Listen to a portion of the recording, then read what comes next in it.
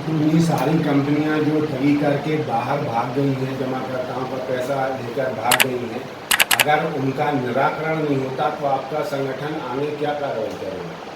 हमारे संगठन ने इसको लेकर एक विस्तृत रणनीति तैयार की है। 9 सितंबर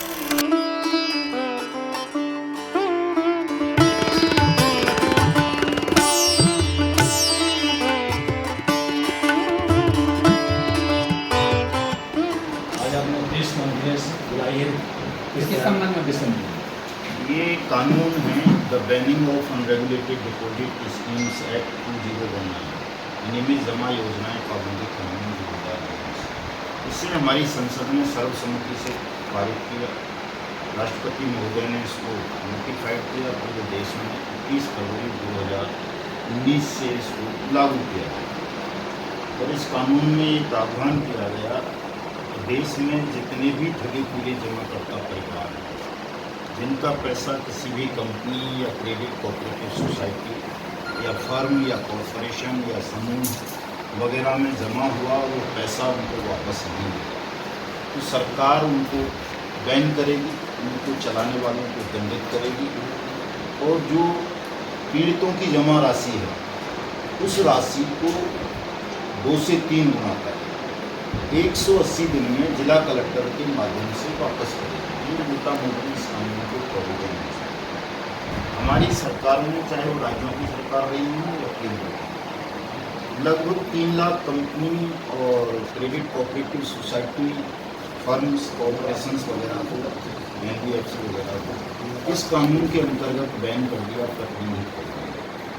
और उन कंपनीज में जो 1.5 से 2 करोड़ का अभिकर्ता थे, इनके बैन होने की वजह से वो बेरोजगार हुए, उनका मेहनताना फंसा, प्लस उनकी जमा राशि भी डूब गई। और साथ साथ जो 42 करोड़ सामान्य निवेशक था उन कंपनियों में अपनी मेहनत की जमा करने के लिए, उसका पैसा भी फंस गया। और सरकार ने आज तक इस कानून के दूसरे भाग को क्रियान्वित नहीं किया है, जो निवेशकों को उनके जमा धन की वापसी की गारंटी प्रदान करता है कि सरकार 180 दिन के अंदर अंदर उनका पैसा, उनकी जमा राशि का 2 से 3 गुना वापस करेंगे। इसी के लिए हम देश में जन जागरण पैदा करने के लिए निवेशकों को भी जगाएं। और चूँकि ये कानून ये कहता है कि प्रत्येक जिले में एक भुगतान पटल स्थापित होगा, वहाँ जो पीड़ित हैं वो अपने आवेदन जमा करेंगे और उनके आवेदन पर कार्रवाई करके जिला कलेक्टर उनका पैसा वापस करेंगे। तो आम जनता को इस कानून के विषय में जानकारी मिले कि उनके पैसे की वापसी की गारंटी का कोई कानून मिल गया है।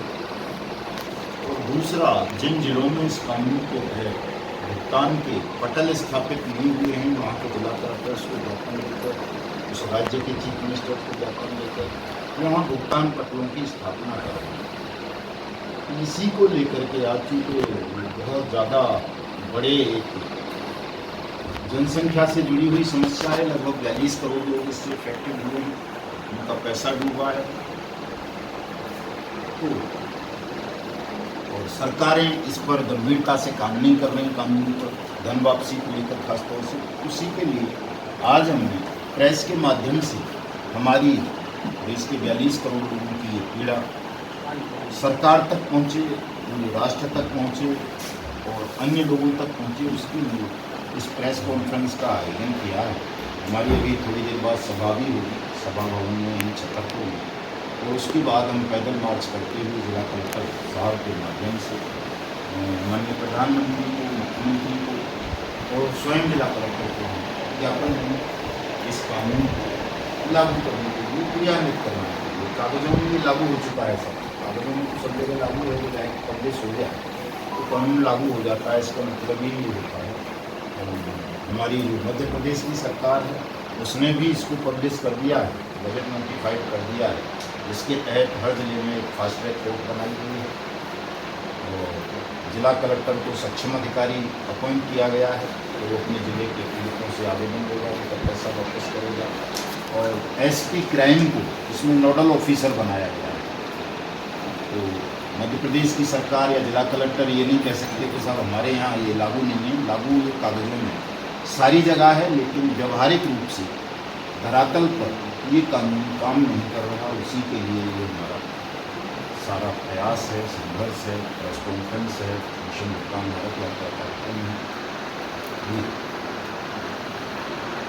ठगी पीड़ित जमाकर्ता जो जब तक परिवार है, आपका संगठन है, ये आपका कब से काम कर रहा है और कितने बार आपने जिला अध्यक्ष महोदय को आवेदन दिए हैं?